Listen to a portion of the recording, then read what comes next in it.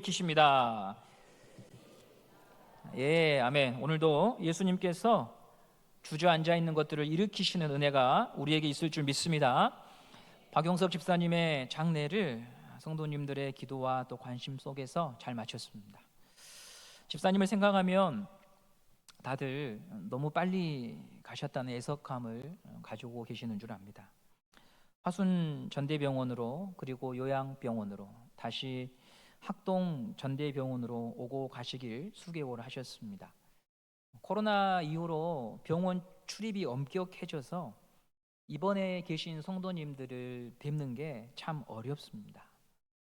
환자들에게 필요한 일이기 때문에 당연히 또 준수해야 되는 것이고요. 박용석 집사님을 뵈려면 1층 휴게실에서 배워야 하는데 거동이 불편하시기 때문에 내려오시는 게 쉽지가 않으셨습니다.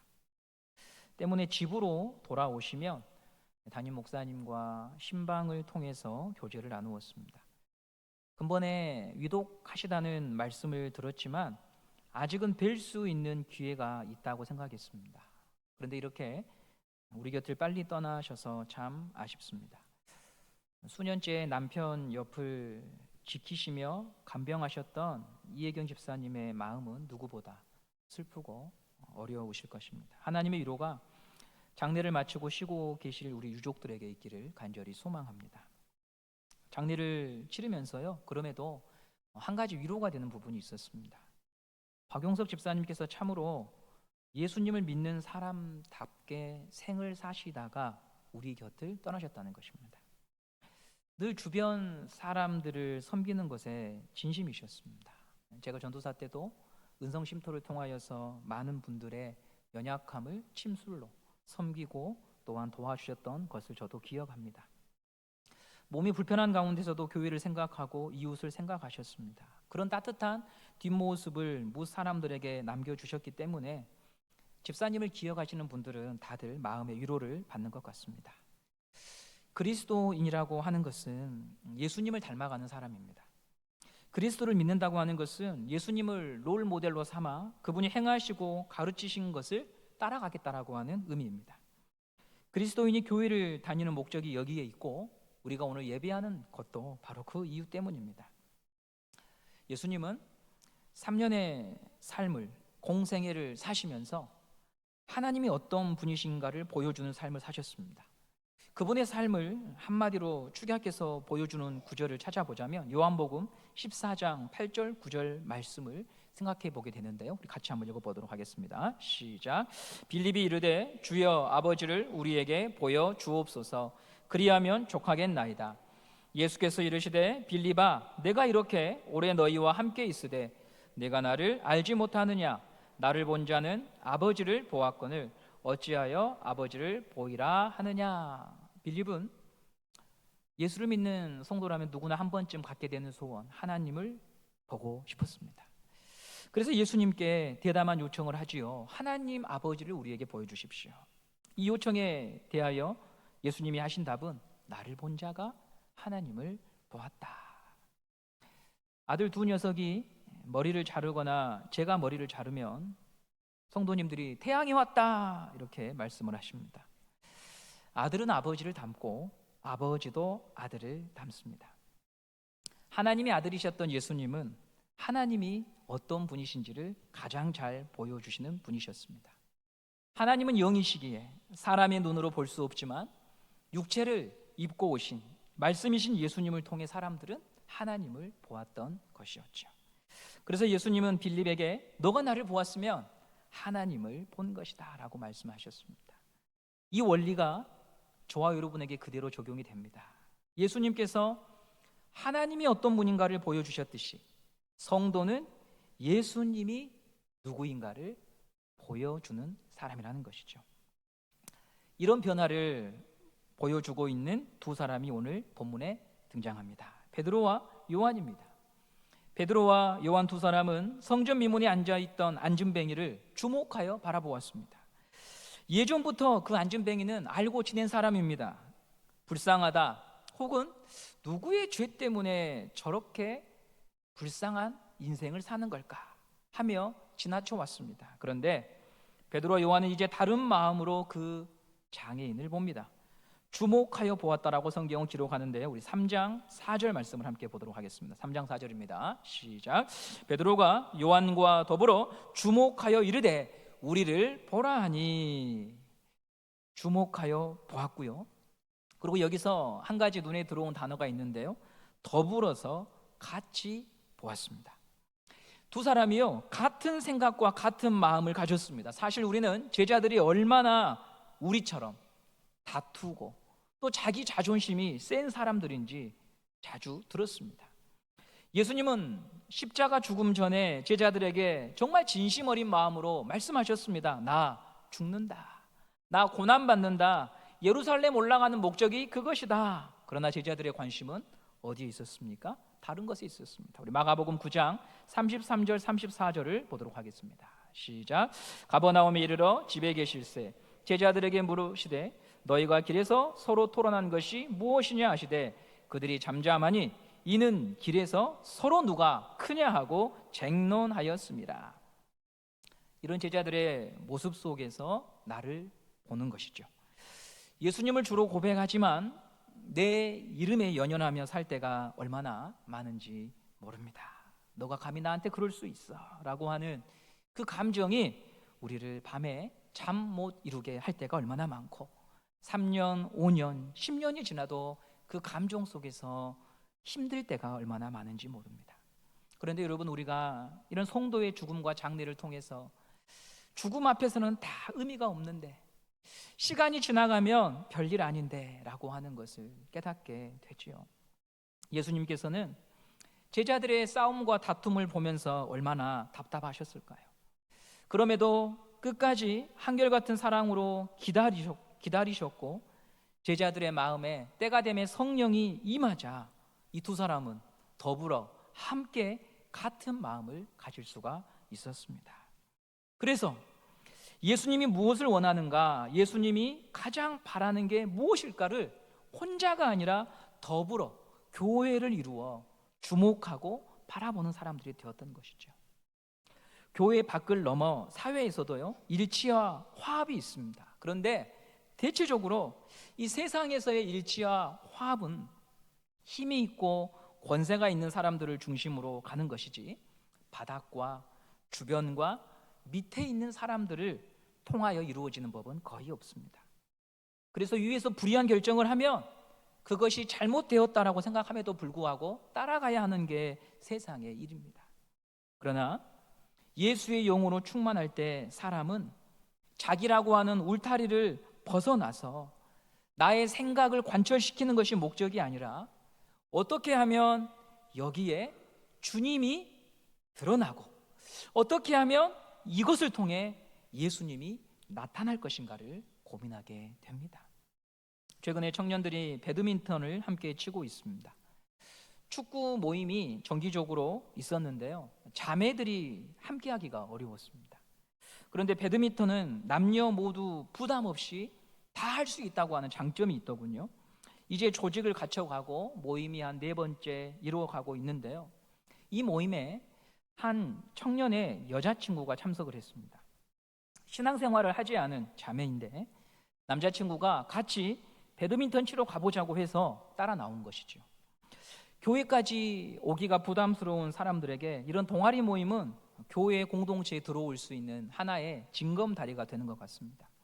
즐겁게 운동을 하고 난 후에 식사를 하게 되었는데요, 우리 부모님 세대는 뭘 드시더라도 먹을 수 있음에 감사하는 세대라면 이 젊은 세대들은 어떻습니까? 먹고 싶은 것을 먹어야 맛있다고 하죠. 그리고 그 먹고 싶은 것도 가지각색이잖아요. 탕수육을 먹어도 찍먹이냐 부먹이냐, 부먹은 부목사가 아니고 부어 먹느냐, 그런 걸로 갈등하는 시대를 우리가 살고 있습니다. 얼마나 우리 부모님 세대와 다른지 몰라요. 운동 후에 메뉴를 정해야 됩니다. 감사하게도 우리 주변에 있는 친구들이 처음 온 여학생의 입장을 최대한 반영해서 메뉴를 결정했더라고요. 원래 먹기로 한 음식이 있었지만 그녀가 먹고 싶다 하는 것에 포인트를 맞추어서 처음 온 친구를 배려해서 식사까지 잘 마무리했다고 들었습니다. 교회에 대하여 피호감이었는데 이런 모임을 통하여 마음이 다시 새로워질 수 있는 것이죠.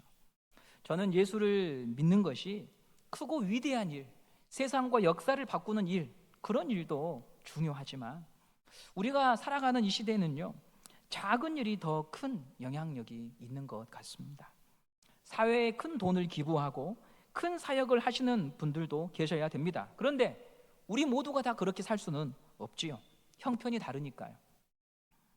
모두가 할 수 있는 일이 있다면 사소하고 당연한 일들을 조심스럽게 할 때, 약하고 소외되고 자기 자리가 없는 사람들을 챙겨가며 살아갈 때 거기에서 예수님이 드러나게 됩니다. 나비 효과라고 하는 말을 들어보셨을 것입니다. 작은 나비의 날개짓이 지구 반대편에서는 태풍을 일으키는 엄청난 결과를 가져올 수 있다라고 하는 말입니다. 아무것도 아닌 작은 일이 꼭 잠겨진 마음의 문을 열고 기독교에 대해 냉랭했던 분들의 마음을 녹일 수가 있습니다. 작은 관심과 양보가 예수님을 보여주는 좋은 기회가 됩니다. 최근에 저희 교회는 남성분들이 교회에서 설거지를 시작한 지 몇 년 되었습니다. 엄청나게 큰 변화라고 생각이 됩니다. 시간이 더 지나면 남성분들이 밥을 하는 날도 오지 않을까 싶습니다. 김 집사님 김치 담굽시다.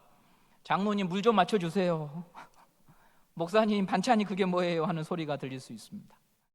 작은 관심, 작은 배려, 작은 참여가 공동체를 바꾸는 것이죠. 우리가 이런 변화에 대하여 불만하기보다 두려워하지 않고 수긍할 수 있는 이유가 있는데요, 예수로 충만하면 그런 변화를 받아들일 수 있어요. 진짜를 가지면 사람이 담대해지고 여유가 있는 거예요. 예수님의 참 사랑이 우리를 넉넉하게 만드는 것입니다. 그래서 이전에는 뾰족한 마음을 가졌지만 예수를 만나게 되고 그 예수님의 사랑이 우리 마음에 부어질 때 둥근 마음을 갖게 됩니다. 옳지만 둥근 마음, 이 마음이 예수의 마음입니다. 우리 모두가 다 어제보다 오늘은 보름달처럼 둥근 마음이기를 간절히 소망합니다. 40년 동안 앉아 있어야만 했던 이 앉은뱅이가 미문을 통과해서 성전으로 처음으로 들어갑니다. 얼마나 기뻤을까요? 언젠가 영상에서 청각장애로 소리를 듣지 못한 아버지가 수술을 받으시고 아들이 옹알옹알하는 소리를 듣고 감격하는 장면을 본 적이 있습니다. 얼마나 듣고 싶었을까요? 저도 모르게 눈시울이 붉혀지더라고요. 얼마나 감격스러웠을까? 얼마나 듣고 싶었을까? 시청각 시각장애인 친구들이 예전에 같이 어울리다 보면 가지고 있던 소원 중에 하나가 우리 엄마 얼굴 한번 보고 싶다, 내 배우자 얼굴 한번 보고 싶다, 이런 소원을 갖거든요. 이 앉은뱅이는 성전 미문에 앉아서 그 성전 미문을 통과하는 사람들을 보면서 얼마나 나도 꽂고 싶다 하는 마음을 가졌을까요? 그런데 이제 예수의 이름으로 그가 일어나서 성전에 들어가서 뛰어 껑충껑충 뛰면서 하나님을 찬양했습니다. 8절 말씀을 함께 보도록 하겠습니다. 시작. 뛰어서서 걸으며 그들과 함께 성전으로 들어가면서 걷기도 하고 뛰기도 하며 하나님을 찬송하니, 이런 일이 예수의 이름으로 오늘 우리 가운데 일어나기를 간절히 소망합니다. 요즘 현대인들이 쓰는 단어 중에 마상이라고 하는 말이 있어요. 마상. 무엇의 줄임말이냐면 마음의 상처를 줄여서 마상이라고 해요. 육체적인 장애도 힘겹지만 현대인들은 마음의 장애를, 마음의 아픔을 많이 지니고 삽니다. 어떤 일과 사건이 계기가 되어서 깨지고 찢겨져 버린 그 마음은요, 정신과 생각을 황폐하게 만들어 버려요. 사지가 멀쩡해서 걷기는 하지만 이 앉은뱅이처럼 과거의 그 상처에서 일어나지를 못해요. 그런 분들이 나일 수도 있고 우리 곁에도 그런 분들이 항상 있어요. 그들이 회복되기를 이 세상에서 누가 간절히 원하시느냐? 그의 부모님, 친구, 배우자 물론 원하죠. 그런데요, 예수님이 그것을 가장 간절히 바라신다는 거예요.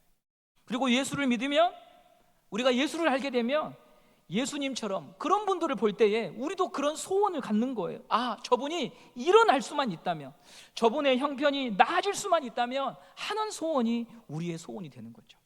그래서 베드로와 요한이 안진뱅이를 보면서 주목하였던 거예요. 저 사람이 예수의 이름으로 일어나기를 바랬던 것이었죠.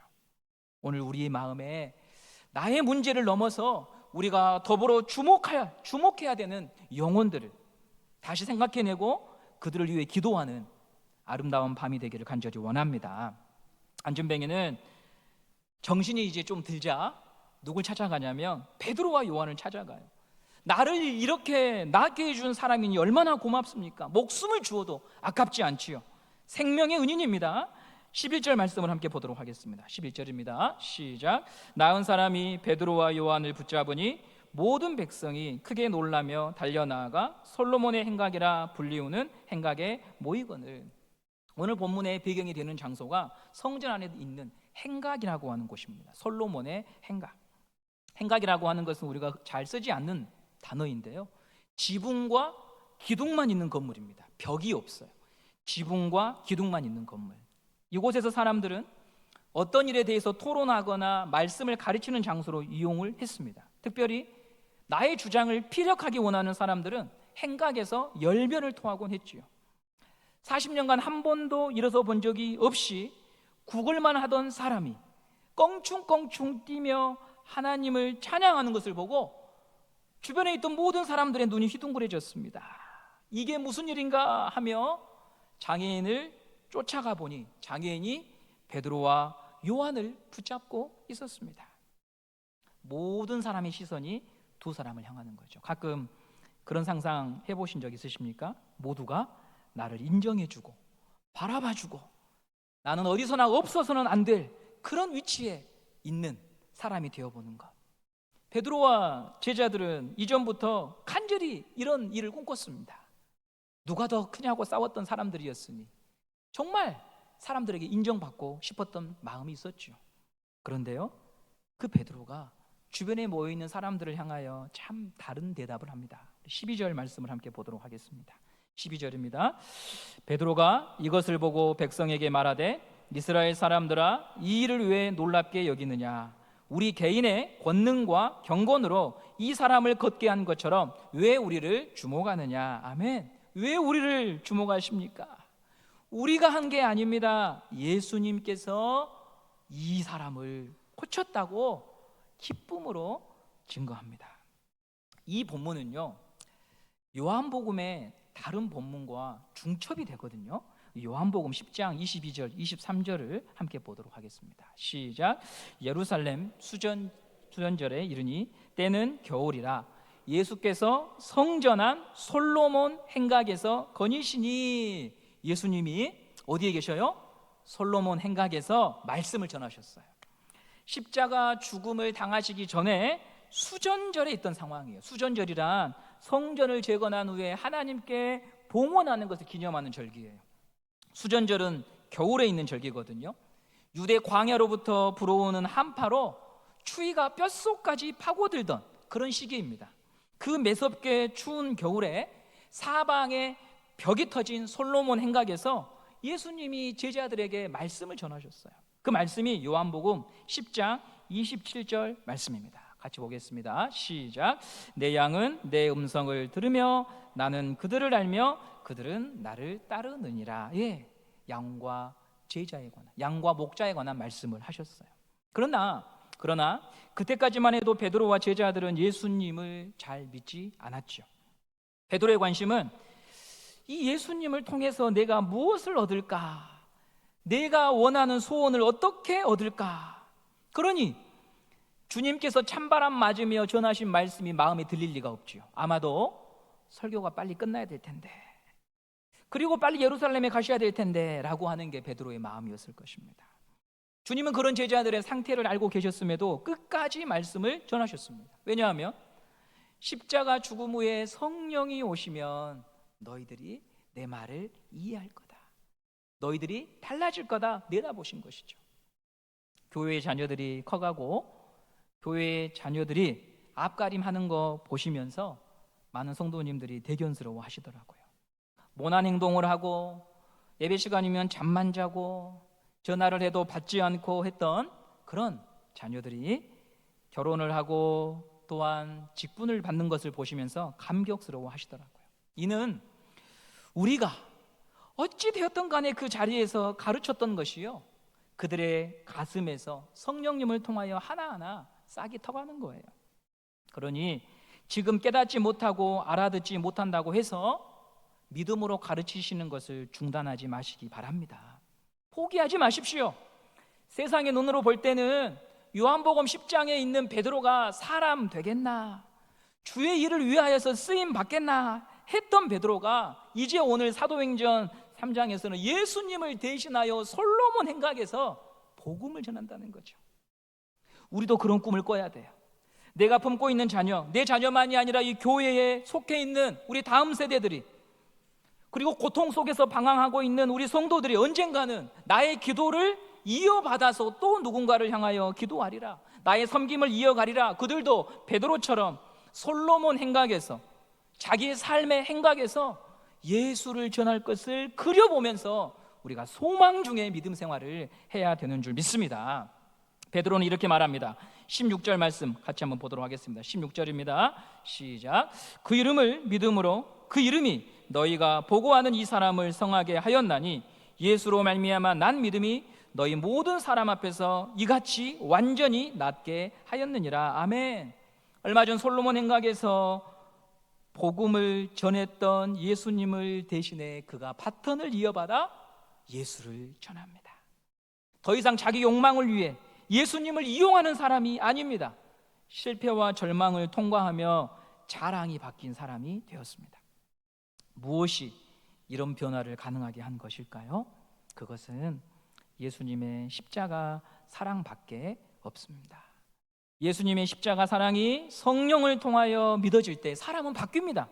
더 구체적으로 말하면 그분의 죽음이 내 책임이고 그분의 죽음에 나의 죄가 이유가 되었다고 하는 것이 믿어질 때 사람은 전과 똑같은 삶을 살 수가 없습니다. 말 안 듣던 자식이 언제 철이 듭니까? 어머니 허리가 굽고 아버지 어깨가 굽고 어머니 손이 부르튼 것이 세월이 가서 그런 게 아니라 나를 키우기 위해서 그분이 그렇게 자기 목숨과 생명을 매일마다 바쳐가면서 가정을 꾸리고 나를 살리셨다는 것을 볼 때, 알 때 자녀가 달라지죠. 이혜인 수녀의 엄마는 그래도 되는 줄 알았습니다라는 시가 있습니다. 그 시에 이런 직구가 있어요. 엄마는 그래도 되는 줄 알았습니다. 아버지가 화내고 자식들이 속 썩여도 전혀 끄떡없는 엄마는 그래도 되는 줄 알았습니다. 외할머니가 보고 싶다, 외할머니가 보고 싶다, 그것이 그냥 넋두리인 줄로만 한밤중 자다 깨어 방구석에서 한없이 소리 죽여 울던 엄마를 본 후론, 엄마는 그러면 안 되는 것이었습니다. 당연하다고 생각했던 그 슬픔이 당연한 게 아니라 나를 위한 것이었구나. 나를 어떻게든 잘 키워보려고 무던히 참으셨구나. 그것을 볼 때 자식은 다른 삶을 살 수밖에 없는 것이지요. 방금 전까지 어떤 삶을 살았건 남겨진 시간을 허랑방탕하게 지낼 수가 없습니다. 적어도 어머니의 이름에 부끄럽지 않은 자식으로 살고자 하는 마음의 소원이 생기는 것이죠. 베드로가 십자가에서 죽은 예수를 만났습니다. 예수님이 죽으신 이유가 단지 시대를 잘못 타고났거나 악한 사람들의 농간으로 죽은 것이 아니라 나 때문이었구나. 안진뱅이처럼 죄된 자리에서 평생을 주저앉아 거기서 살다가 거기서 죽는 것이 나의 운명인데, 성전에 들어갈 수 없는 운명인데 그 운명을 바꿔주시려고 자기의 목숨을 버리셔서 나를 일으켜 세워주셨다는 것을 베드로가 깨달은 것입니다. 예수님이 십자가에서 죽는 순간까지도 예수님을 오해하고 등졌지만 그런 자신을 찾아오신 주님의 사랑이 베드로와 요한을 바꿔 놓았습니다. 어디 베드로만 그렇습니까? 우리도 동일한 사랑을 받아서 오늘 여기에 있는 줄 믿습니다. 예수님의 오래 참으시고 다시 기회를 주시며 못난 모습까지도 품고 가신 사랑으로 저와 여러분이 구원을 받은 것이지요. 그것을 믿는다면 높아지고 유명해지는 것이 꿈이었고 소원이었지만 이제 그보다 더 나은 영광을 우리가 보았으니 오늘 우리에게 허락된 솔로몬 행각에서 예수를 어떻게든 몸으로 입으로 삶으로 전하는 자가 될 수밖에 없습니다. 우리가 그렇게 이 하루를 살아내고 내일도 그렇게 살아내기를 주님 앞에 은혜를 구하며 간구하다가 지금 하나님 품에 편히 쉬고 계실 박용석 집사님처럼 우리의 장례를 마치고 난 이후에 못 사람들이 저분은 그래도 누가 뭐래도 예수님을 사랑했던 사람이었어. 저분은 그래도 예수님을 사랑함으로 이웃을 잘 섬겼던 사람이었어.